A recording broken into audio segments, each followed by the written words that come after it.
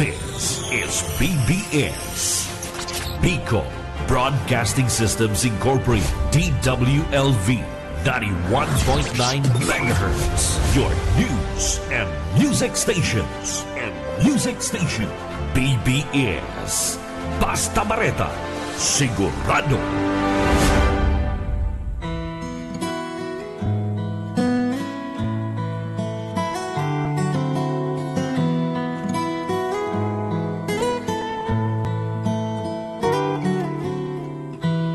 Father, hear your children call. Hungry at your feet we fall. Prodigals confessing all. Good morning, masugid na taga-subaybay sa biyaya sa pagkaaga. Aking malugod na pagbati sa aming mga taga-subaybay sa biyaya sa pagkaaga. Sa himpilang DW, LBFM 91.9 MHz sa inyong mga radyo. At live po tayo sa Facebook, mga kapatid. Ang aming chairman ng AMNI, Prayer Committee, Pastor Luis Bolaños, Sis Lalaine, ang aming radio station manager, ang aming AMNI BOT Chairman, Bishop Rodel Lopez, at ang mga BOT officers at members ng AMNI ay akin din pong binabati. Pastorism Grencio, Pastor Chris Lara, Pastor Lindo Abaha ng Church of Christ. Ganon din po kay Pastor Dave Romulo at Brother Casey Bilistas. Aking may bahay, Sister Josephine Blanco at ang aking mga kaibigan from Canada, Sis Aida Bercasio, Sis Ira Palma, Brother Juric Palma at Anika. Ganon din po kay Pastor Noel Cadilinya at Sis Sylvia Cadilinya, also from Canada. At Sis Bilin Blanco Hobards at Lars Hobards from Switzerland. At kay Sis Josie Otico at Rod Otico from Quezon City at sa lahat ng pastors ng AMNI. Good morning, mapagpalang umaga po sa inyo. Tayo po ay manalangin. Dakilang Ama, dumalapit po ako sa iyong banal na panan. Kayo po ang maranasan ngayong umagang ito. Tulungan mo po ako maihayag ang iyong mga mayayamang salita. Maunawaan at may paliwanag ng maayos at gawin mo po akong sisidla ng iyong mga salita. Sa pagpapatawad ng aking mga kasalanan, at lilisin mo kami sa mga oras na ito, maging banal at kayaya sa iyong paningin, Panginoon. Tulungan mo po kaming ihadya sa anumang kasamaan. Dalangin ko po ang himpilang ito na maging tuloy-tuloy pa ang programang ito sa mahabang panahon at gamitin mo po ito, Panginoon, bilang daluyan ng pagpapala ng mga salitang makalangit, maabot ang libu-libong taga-subaybay o taga-pakinig sa rehiyong Bicol at sa iba pang karating pook. Lord, ito po ang aking dalangin sa pangalan ni Jesus na aming tagapagligtas. Amen and amen. So once again, good morning po. Ang iyong lingkod, makakasama nyo, Pastor Ben Blanco. Ang ating pong topic ngayon, mga kapatid, ay The Second Coming of Jesus Christ, Part 2. Kasi natalakay po natin ito last June 20, tungkol sa ikalawang pagdating ni Kristo. At may tatlong salitang Grego, mga kapatid, o mga taga-subaybay ang ginagamit upang ihayag po ang katotohanan. At ang ikalawang pagdating ni Kristo, mga kapatid, ay ito ay ating patuloy matatagpuan sa Gawa 1:11. At sinasabi dito ang pag-akyat ni Jesus sa langit, personal sa kanyang katawang tao, hayagan at may kapangyarihan. So totoo na si Jesus ay babalik at babalik muli, mga kapatid. So kanina nasabi ko na may tatlong salitang Grego ang ginagamit upang ipahayag ang katotohanan. Una, ang tinatawag nating parousia, personal na presensya. Apokalipsis, ito po ang kapahayagan at nangangahulugan na darating ang panahon na babalik si Kristo ng lantaran bilang personal na kapahayagan ng kanyang sarili sa sanlibutan. So, ang ikatlo po ay ito ang tinatawag nating eupenia. Pagpapakita ng tatlong salita, ito ay nangangahulugan ng darating ang panahon na babalik si Kristo ng totoong talagang lantaran, ito mga kapatid. So, itong tatlong ito, ang parousia, apokalipsis, at epipania, ito ay napakahalagang mga salita na ginagamit upang ipahayag ang katotohanan na talagang si Kristo nga po talaga ay babalik, mga tagapakinig at mga kapatid sa pananampalataya. Maraming nagsasabi na, totoo nga ba na talagang may pangalawang pagbabalik si Kristo? Gayong ang ibang mga reliyon, ang ibang mga simbahan, mga kapatid sa pananampalataya, ay hindi naniniwala na si Kristo nga ay muling nabuhay. Si Kristo daw ay huminto na lang doon sa kanyang kamatayan. Siya po ay namatay sa krus, ibinaba, patay talaga, at inilibing. Pero sa ikatlong araw, hindi sila naniniwala na si Kristo ay nabuhay muli. So, paano ay niya babalik si Kristo? Ay siya po ay nabulok daw sa lupa. Pero ito ay taliwas po sa ating pananampalataya ng katotohanan. Si Kristo ay namatay sa krus, inilibing, sa ikatlong araw, siya po ay nabuhay muli at totoong umakyat sa langit. At ang kanyang kapahayagan at ang katotohanan, siya po ay nagsabi na siya ay babalik. Sabi niya, I will be coming back again. Doon po sa kanyang mga apostol. So, sa kanyang pag-akyat ay naghabilin pa nga ang ating Panginoon. Bago siya umakyat doon sa langit, sabi niya, humayo kayo at ihayag niyo ang aking mga salita. Disipulan mo sila, bautismon nyo sila, at hanggang sa katapusan ng sanlibutan ito. At kailanman ay hindi ko kayo iiwan. Ito po ay nakapaloob doon sa Mateo 28:19-20. Kaya, ganun po man, totoong inilalarawan ng gawa 1:11 na ang pag-akyat ni Jesus sa langit ay personal sa kanyang katawang tao. Talagang by flesh after His resurrection, mga kapatid, ay hayagan at sa kanyang kapangyarihan na talagang umakyat si Jesus sa langit at ang promesa niya ay talagang siya ibabalik. So, mayroong tatlong palagay ukol sa kanyang ikalawang pagdating o sa kanyang pagbabalik. Yan pong tinatawag natin na post-millennial. Pag sinabing post-millennial, ito po ay naganap pagkatapos ng 1,000 taon. So Kristo sa paniniwala ng iba't ibang mananampalataya na si Kristo ay babalik after 1,000 years. Mayroon naman iba nagsasabi na yung tinatawag nating amillennial. Ang ibig sabihin nito ay walang literal na mga kapatid, walang literal na millennium na darating ang Panginoon kaagad.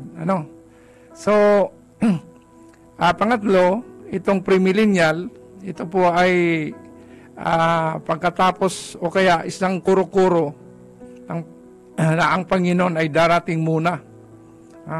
Pagkatapos ay susunod na ang tinatawag nating millennium or 1,000 years. The word pre means before. Before 1,000 years. Ay, sa panahon ngayon, nasa post-millennial na po tayo. Kasi nasa 2024 na tayo. Ano po?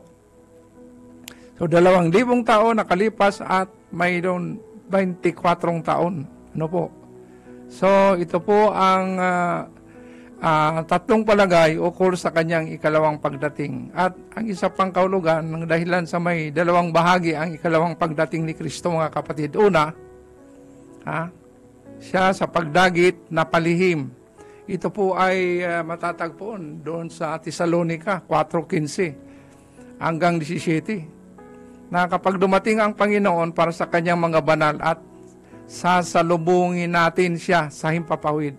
So, sabihin, mayroon tinatawag nating rapture, mga kapatid, na sa pagdagit na palihim ay kailangan natin salubungin ang ating Panginoon. Sino yung mga sasalubong doon? Actually, yung mga banal. Ano po? Yung mga banal. At sa kanyang pagdating, ang mga namatay na, ano po, banal man o makasalanan ay bubuhayin muli ng Panginoon. At sino po ang sasalubong doon? Unang bubuhayin yung mga banal na siyang sasalubong doon, mga kapatid. At ganoon din, yung mga nadatngan na buhay ay ganoon din ay sasalubong doon sa himpapawid. No? At ang pahalaga, ang kapahayagan ng lantaran na nakapaloob din po, mga kapatid, sa Apokalipsis 1:7. Na kapag dumating ang Panginoon kasama ang kanyang mga banal upang simulan ang tinatawag nating 1,000 years. Ano po? Ito ay maliwanag na sinasabi din sa unang Tesalonica 3:13. Ano? So, ang hindi pa nalulutas ngayon, ang premillennialista ay kung dadaan pa sa kapighatian ng iglesia o hindi na. Kaya mayroong pagtatalo tungkol sa bago ang kapighatian o tinatawag nating pre-tribulation. At kalagitnaan ng kapighatian ay tinatawag natin mid-tribulation. So, ito po ay hindi pa nalulutas, mga kapatid, at ito ay hayagan na ito ay pinagdidibatihan pa. Si Kristo ba ay darating sa kalagitnaan ng kapighatian o si Kristo ay darating bago ang kapighatian? So, bago ang kapighatian, again, sinasabi ko, pre-tribulation, at ang kalagitnaan ng kapighatian ay tinatawag nating mid-tribulation. So, may mga hula din tungkol sa ikalawang pagdating ni Kristo. At ito po ay hinulaan ito ng mga propeta na ito po ay matatagpuan sa Daniel 7:13. Ang sinasabi dito, ako'y nakakita sa pangitain sa gabi. At narito, lumabas na kasama ang mga alapaap sa langit at isang gaya ng anak ng tao. Ganon din sa Mateo 25:31. Hinulaan din ito mismo ni Jesucristo. Mismong siya, si Jesus Christ. Sabi niya, datapat pagparito ng anak ng tao na nasa kanyang kalwalatian na kasama niya ang lahat ng mga anghel. Kung magkagayoy, luluklok siya sa luklukan ng kanyang kalwalatian. Ganon din po si Pablo dito sa unang Timoteo 6:14. Na sabi niya, natutuparin mo ang utos na walang dungis, walang kapintasan hanggang sa pagpapakita ng ating Panginoong Hesukristo. Ganon din po sa unang, dito po sa Gawa 1:11.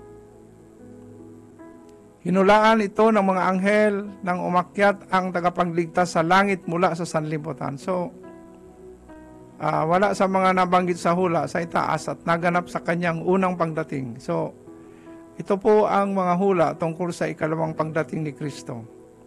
So, naniniwala tayo na itong hulang ito ay talagang magaganap at sa panahon ng pagdating ni Kristo ay isang lihim na ang Panginoon lamang ang nakakaalam.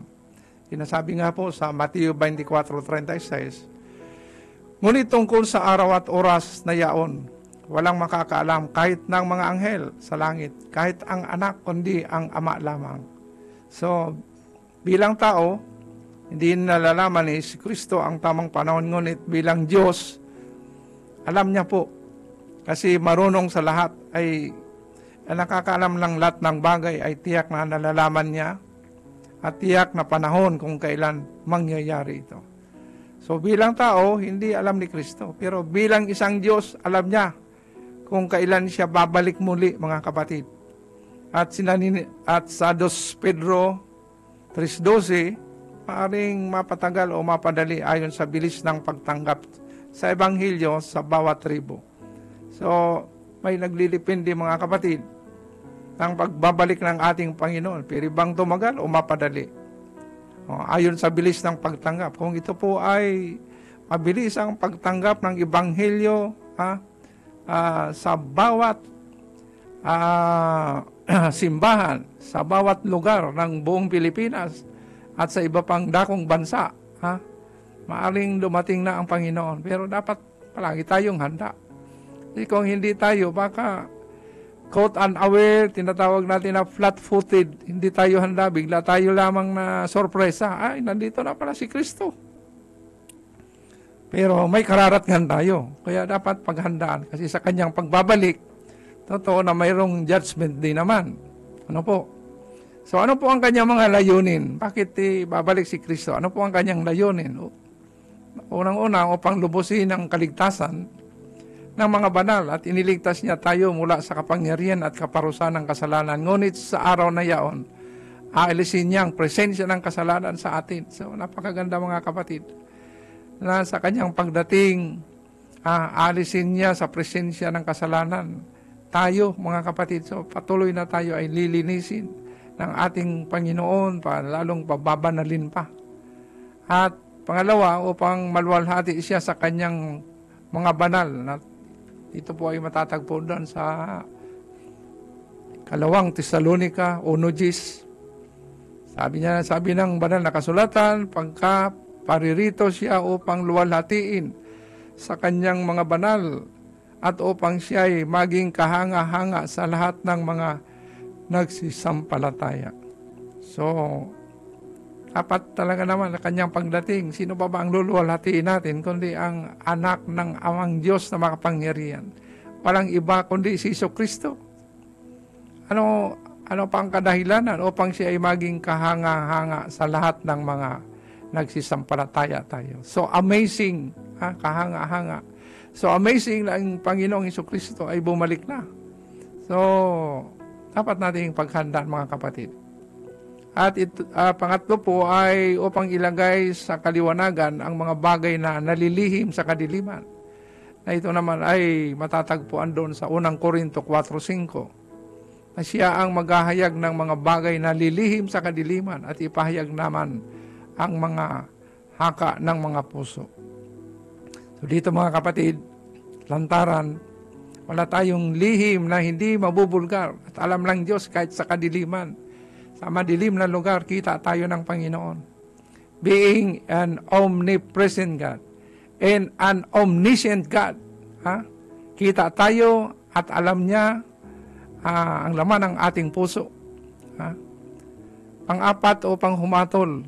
Sabi ko may paghatol 2 Timoteo 4:1. Yan. Ang paghatol ni Kristo Jesus na siyang huhukom sa mga buhay at sa mga patay at sa pamagitan ng kanyang pagpapakita. So it is true na mayroon tayong judgment day. Kapatid, ang mga makasalanan, alam naman nila kung saan sila pupunta.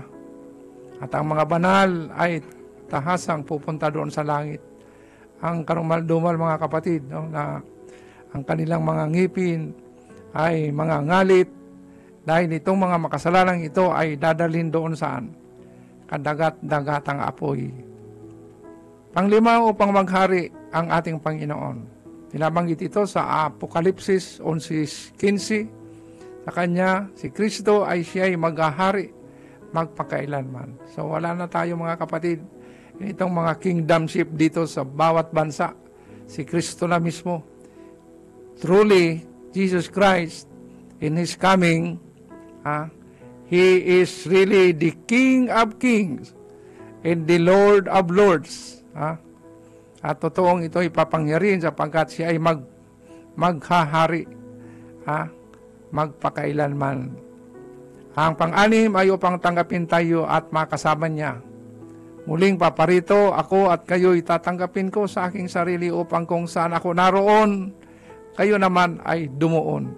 Yan ang kanyang pangako mga kapatid. Bakit nga ba pumunta dito si Kristo, mga kapatid?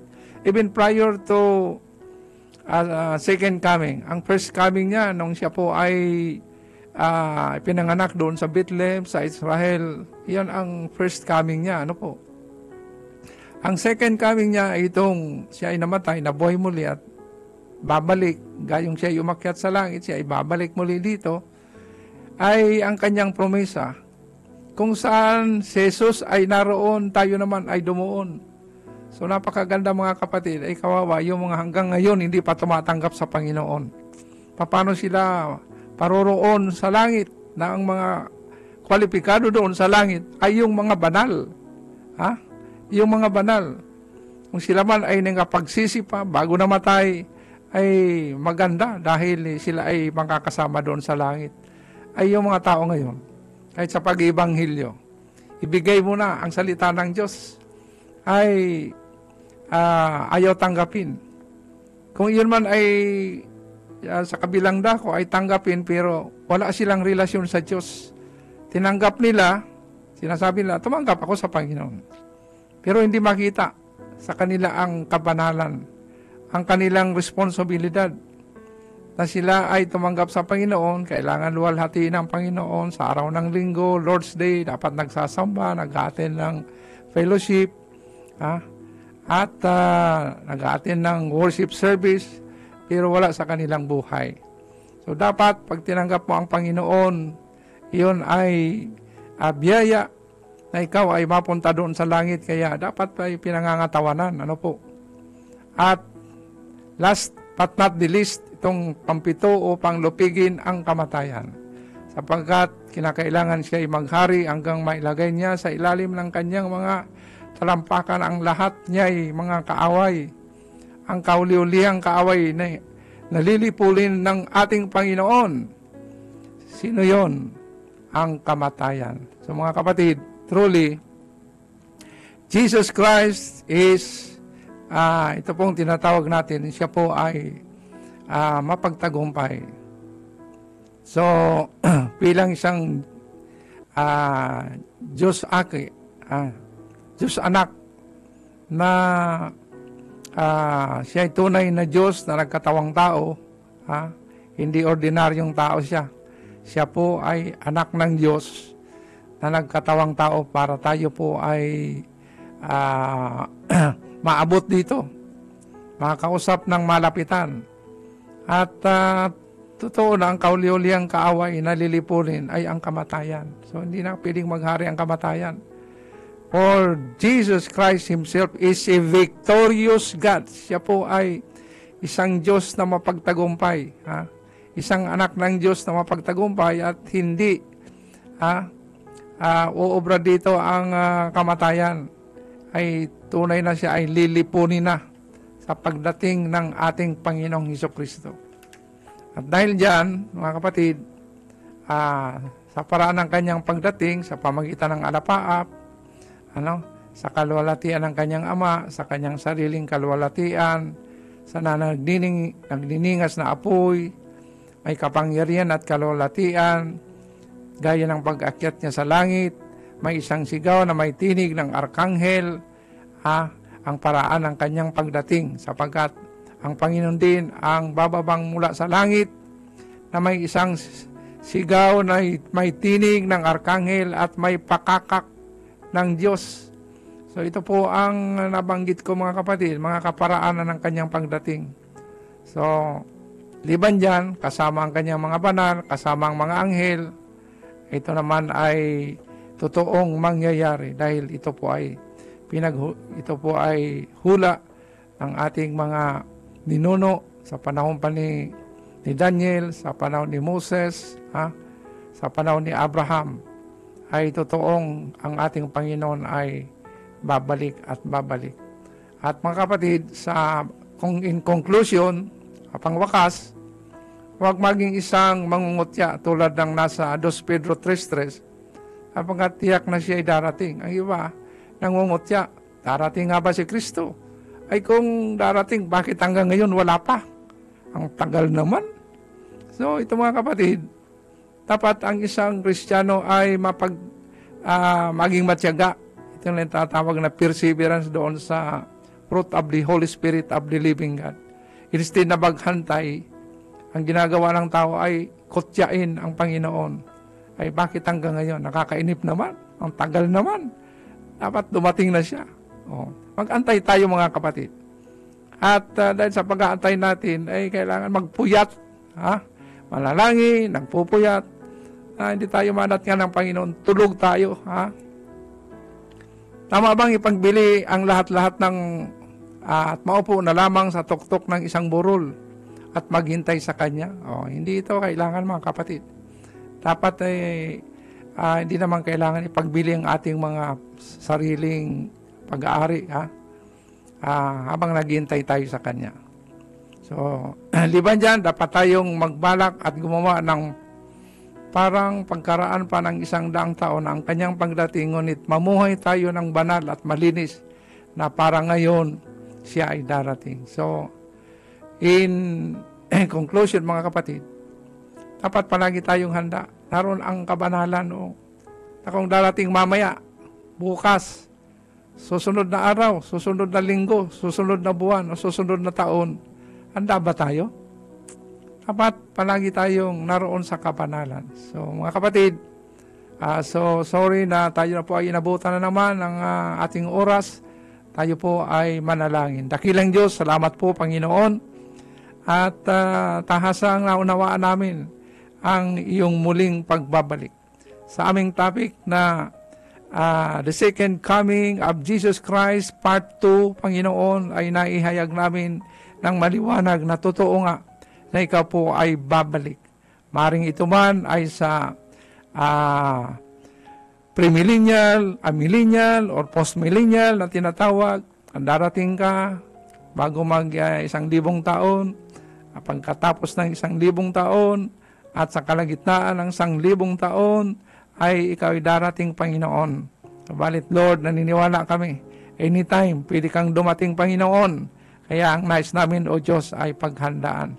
Napakabuti mo, O Diyos, sipuin mo po ang bawat isa.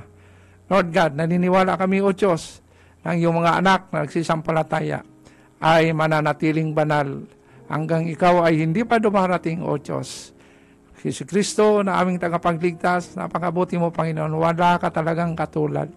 So, binabalik ko po sa iyo ang dakilang papuri, pasasalamat, tanging sa pangalan mo lamang, in Jesus' mighty name. Amen and amen. So, God bless you. Once again, good morning po sa inyo, sa aming mga masugid na taga-subaybay. I love you all. Ang inyong pong lingkod, pansamantalang nagpapaalam, Pastor Ben Blanco. God bless you. In Jesus' mighty name. At mga kapatid, huwag tayong lilipat. Ang business correspondence ay susunod na po. Si Mr. Oka Ismenda. You